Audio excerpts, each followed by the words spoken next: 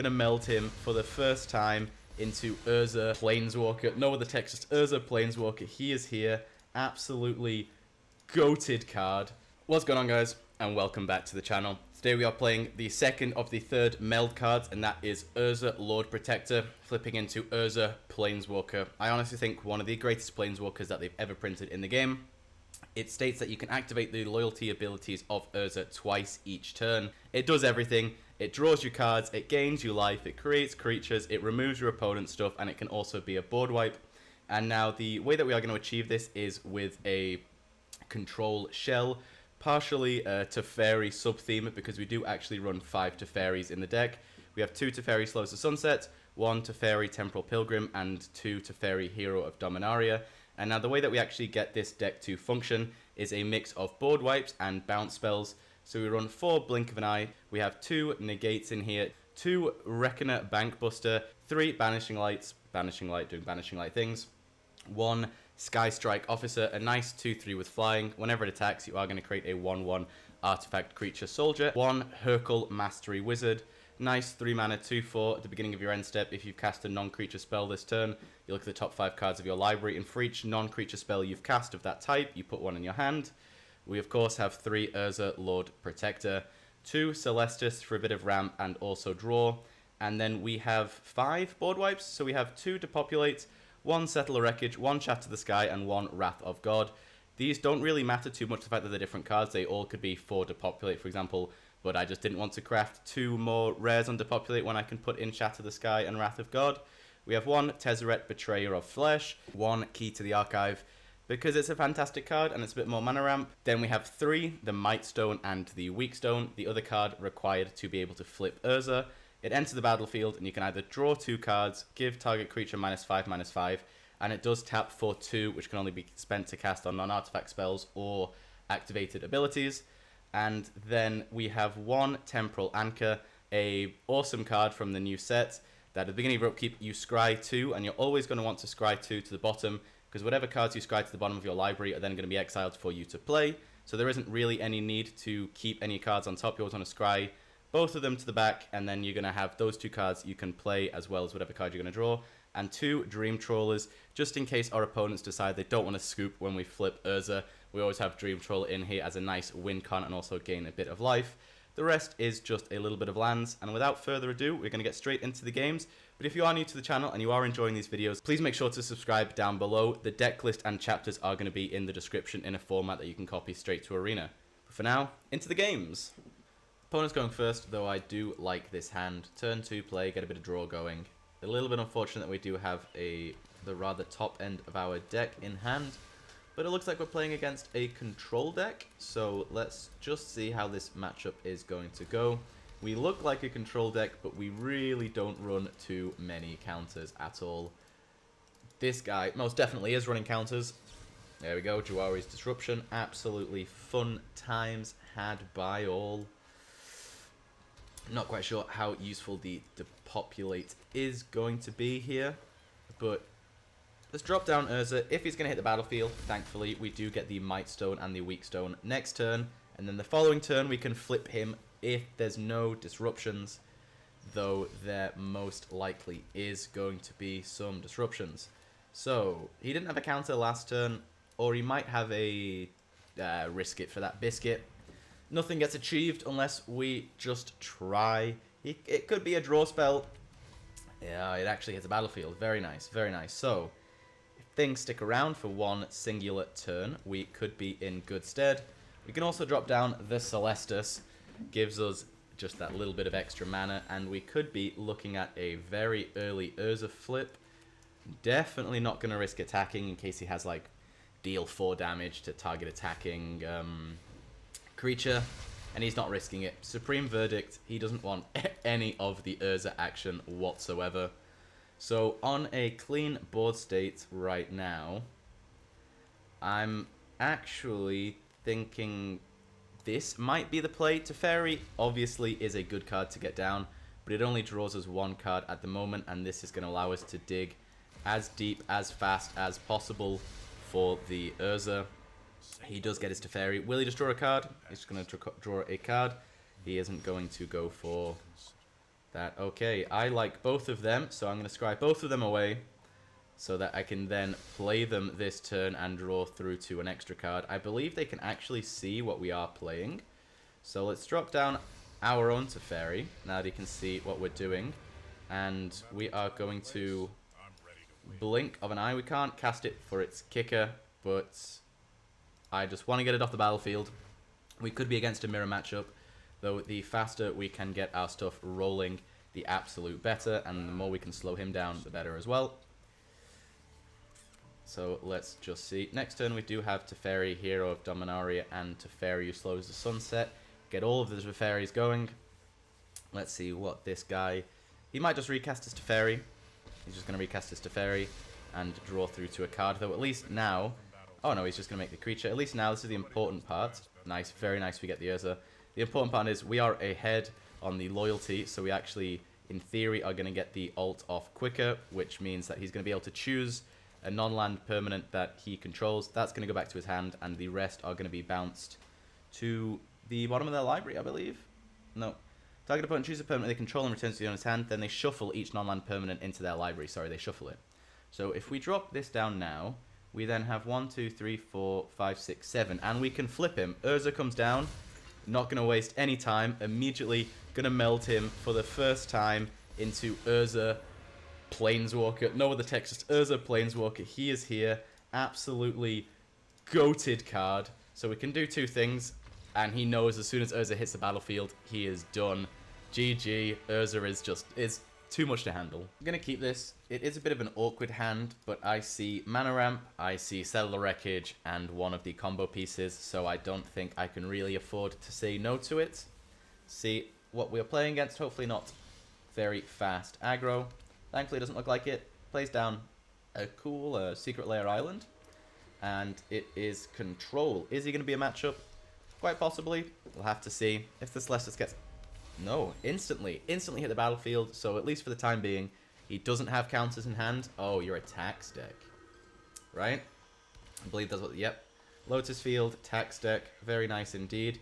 Didn't draw through to a land, unfortunately.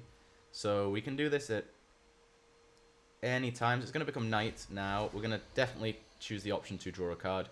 Hopefully hit a land. That is not a land whatsoever, though we can drop off the Celestus. We have a Negate, and if worst case scenario, he has something crazy, we do always have Settle the Wreckage. Let's see. Teferi, Hero of Dominaria, absolutely perfect Negate target. Cannot be allowing this to the battlefield, especially seeing as he now has 8 mana on his turns, and we don't want him untapping both Lotus Fields. No lands, though Tezzeret should be able to find us one, at least. Not too worried about taking the 1 damage.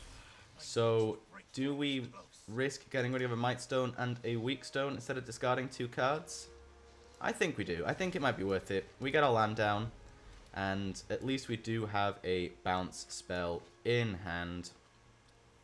Let's see, he's going to attack in for 1 if he doesn't just have a straight remove the Planeswalker. He's having a read of the card. Maybe it's the first time he's seen it. It's mainly in here for the card draw. Draw 2, discard 2. And I mean, yeah, we can make artifacts, become a 4/4. Wow, just straight up taking an extra turn. I mean, not super impactful, because all he did was deal 1 point of damage to Tezzeret. His hand mustn't be the greatest then, if he was willing to just extra turn and hope for something. Is he going to play anything? Okay, I think he had Fateful. I think he had this card last turn. Maybe he was just digging for something a little bit better. Don't let this fool you. This guy still does have 6 mana in his hand. We now attempt to cast the Temporal Anchor.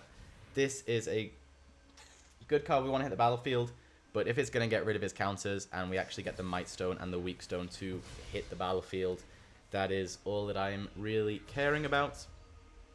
He rewinds, and now I was expecting him to do something else with the mana, but he didn't.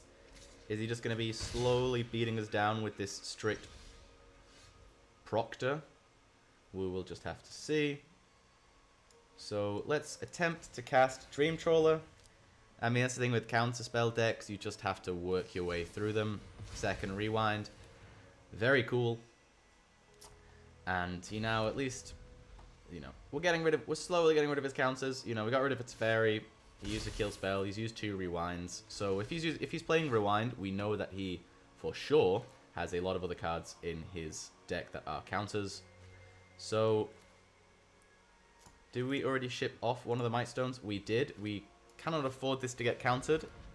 But there we go. That's didn't think it was gonna get countered, but I forgot about this stupid card. Oh, but it taps for 2. Thank God this thing doesn't enter taps. Okay. Woo! Got a little bit nervous there. We can draw through to the 2. We still have 2 mana available. And I think we might just hold off a bounce spell or a draw spell. I think that might be the play. We at least have one of the combo pieces. If we hit Urza, I think we can flip him immediately, maybe?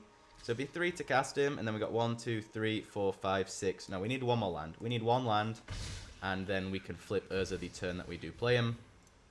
Baneslayer Angel, very nice card indeed. I think I will just bounce that immediately. Also, maybe bait out another counterspell, but from the quick response, it didn't seem that he actually had it. Take the opportunity, draw a card, sacrifice our clue. He isn't doing too much in terms of a wide board state. We do have a negate for when he inevitably drops down something that is actually quite scary. So if we untap this, that gives us the Bankbuster, or do we -2 and dig deeper for Urza? Because we need to hold open 2 mana. No, I think this works, right? So if we tap this artifact, submit 1 on that, and untap this land. So we can now tap this for 2 to drop the Reckoner Bankbuster, start assembling all of the pieces required, and dropping this down does not give us... Okay, so we now just hold off, hold open our negate, and hopefully be able to hit something nice with it. I don't think Hurkyl is... Strange name. I don't think Hurkyl is going to do too much here. I would rather have the bounce spell in case he plays something really nasty. Is this just going to be his turn? It could be. It could be. He's looking over Teferi with the sunset. He does still have quite a bit of mana in hand. But if that's going to be his turn, I'm not too upset. We just have to hit our Urza. Okay, so before the end step, we are going to pay the 2, draw a card, and we could still bounce the Baneslayer Angel. Well, let's just see. Go to our turn. Drop down a land. Okay, I think we're actually going to dig just through the top 3 cards with Teferi, hoping to hit something of use. Not going to complain about a Banishing Light. Definitely can't say no to that, as it is going to get rid of his Planeswalkers. And there is the Urza. So, do we have enough mana to cast him and flip him? I don't think so at the moment. 1, 2, 3, 4, 5 left. No, we do not. But next turn, we will, which is lovely to see. So, let's drop a Banishing Light. It was mainly there in case he had the counters. I wanted the counters just to get rid of them. And we are actually...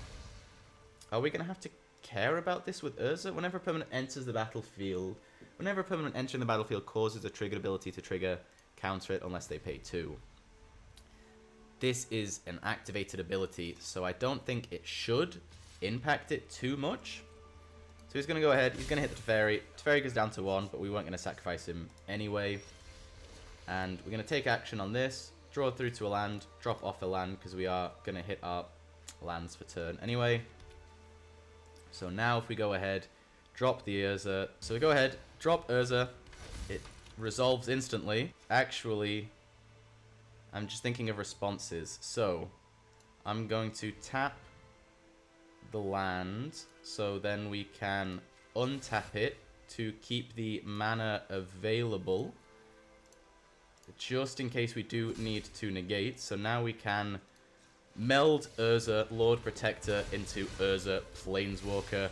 An absolutely phenomenal card. It is here on the battlefield. And what are we going to want to do right now? So, first things first, we're going to draw 2 cards and discard a card. And we can drop off an island. Not going to be too useful. And let's also... make artifacts, instant sorcery spells cast 2 less this turn, and we are going to... that leaves us with 2 mana available. I like that. Let's go ahead. Shatter the Sky. Get rid of this. Does not look like he has any counters in hand at the moment. It's going to go day and night again. We're definitely going to draw this card. And this control deck is working out rather nicely. We've dealt with 2 counters to Teferi. He's going to Memory Deluge. He still does have 4 mana available, but I'm not going to take the risk. He's going to dig for a Destroy All Planeswalkers or something like that, and we do not want that to be happening. Whatever he plays, we could always alt Urza, but I don't think it's going to be worth it. Very nice, very nice. We countered it, but he's just going to use it again. I suppose him only playing it once instead of twice this turn is a bit better. And he is tapped out of mana. Hopefully he didn't just draw through to the exact answers that he does need.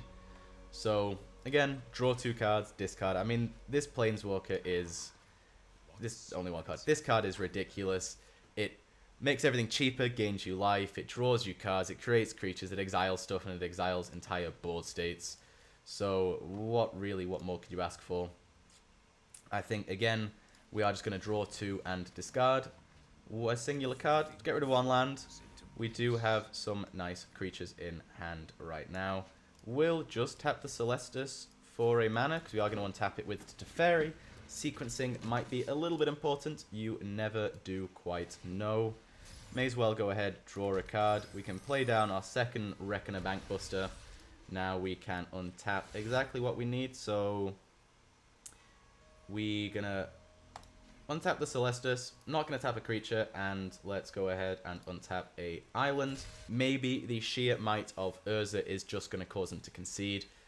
This is a very tertiary win con.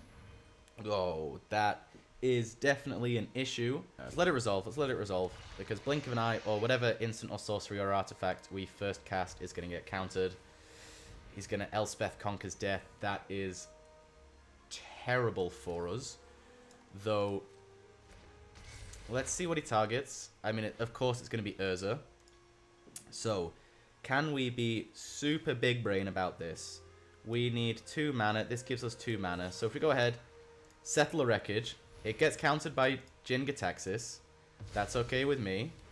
Before the stack resolves, I'm going to return non-land permanent to its owner's hand, targeting Urza. So he's going to go back to our hand, both pieces, rather than get exiled. Just a little bit of an awkward way to get around him being exiled. Though I believe we might be able to replay him back down. This guy sees it. He says, nice. Thank you very much. So we're going to just basically play this to get rid of the Jin-Gitaxias, his countering ability. Then we Banishing Light, get rid of this ridiculous card because it is absolutely nasty. I think it's even going to be worth playing our second Banishing Light on his Elspeth Conquers Death, because as soon as he gets a Teferi back, he can bounce anything of ours. Do I want to untap? Is it worth untapping with anything, or just digging a little bit deeper? Let's dig a little bit deeper. Put Teferi onto 1. Pick up our other Teferi, Temporal Pilgrim. We can now tap this to crew and get in for a little bit of damage. Can we even crew again? We could crew again, but I do actually want to create the creature and maybe be able to draw an extra card next turn by tapping them with this ability. So he has all of the mana in the world. You can see what we have in hand. He's not scrying to the top, which is a good sign for us. We'll have to see what happens this turn. How many cards left in our library? 21 left in our library. We haven't hit any of our Dream Trawlers just yet. He's going to Day of Judgment. He still has 5 mana available. It's a hefty amount of mana. Is he just holding open counterspells? That is a solid possibility. Let's drop down the Might and the Weakstone. It doesn't get countered. I totally thought that was going to get countered. We can play Teferi. So we got 2 Teferis in play now. We are going to draw a card. We'd have to be a little bit wary that we don't mill ourselves out. That would be hilarious and not hilarious all at the same time. So we can play Key to the Archive as well. We have, if he plays a Farewell, it is absolutely terrible for us. We have a Dream Trawler actually. Yeah, so let's take the Regrowth and discard a Wrath of God. Then we can untap, and we can untap Key to the Archive. We don't have a creature to untap, but we can untap this 1 land. go ahead and regrowth immediately before he has any counter spells. So yeah, let's pick up the Dream Trawler back from the graveyard. And I'm stupid. We could have negated because we were untapping mana with Teferi. That is my fault. I'm just getting a bit carried away and trying to make sure that everything works as smoothly as possible. I am very nervous about how much mana he has. If he has an X spell, that would be very dangerous for us. If he could Blue Sun's Zenith or Blue Sun's Zenith, however you actually say it, and make us draw the rest of our cards in our library, would be actually hilarious. No responses from his side. Okay. And now we drop down our Dream Trawler. We can still... You know what? We don't even necessarily need to flip him. Let's drop down Teferi. We have 3 Teferis in play. Teferi breaking the multiverse. So we can draw a card. Very nervous about how many cards we have left in our library. It might be worth just... Oh, I should have done this. Should have done it the other way around. It might be worth running just a singular copy of Clear the Mind or something like that. So we can untap one creature. We can tap down his creature. It doesn't really do much for us. And we end the turn. Thinking about it now, I should have crewed and attacked, but I'm hyper focused on just trying to get this to work. He has Hall of the Storm Giants, which is important to remember. Declaration in Stone, he's going to exile it. I'm not too worried about that because we can discard an Urza. Because at this point in the game, I don't think he is going to do too much for us. Dream Trawler is going to live, and we might be sitting pretty. 15 cards in our library is not the spot that we want to be in. He's going to hit down that Teferi. Do I want that to happen? No, I do not want that to happen at all. Teferi is definitely one of the win cons in this deck. This deck might be a little bit slow, might be a little bit convoluted, but that is Control in a nutshell, really, isn't it? Declaration, a second Declaration in Stone. Very nice. That is a painful one. I can't lie. That is a painful one. I didn't want to flip him and just start making as many 1/1s as we can. Not even wanting to sacrifice that to draw a card. I think the only card draw we want is from Teferi, Hero of Dominaria. So all of these triggers happening just when we draw a singular card. He is jazz handing at the moment, so we know that we can actually get some stuff going. I think we -2 again and just try to make as much creature generation as possible. Next turn we are going to hit 8 loyalty counts on Teferi, so we can ult him if need be. And seeing as we don't have a whole lot else to do with our mana, we may as well tap this. We can drop down a second Might and the Weakstone. He's saying good game. I think he knows that it might be over because we're going to -5. Let's keep this. We are going to hit this with the -5. And this looks like it is going to be the Urza Planeswalker deck beating out a top tier control deck to take the win. Let's just untap some stuff. Doesn't really do much at the moment. We just want to slowly tick up because why not? Any other way that we can draw cards? No, but we can actually crew this. And then he sees what's happening. GG Fet. That was a long game, but it was a very satisfying win. Heartbroken.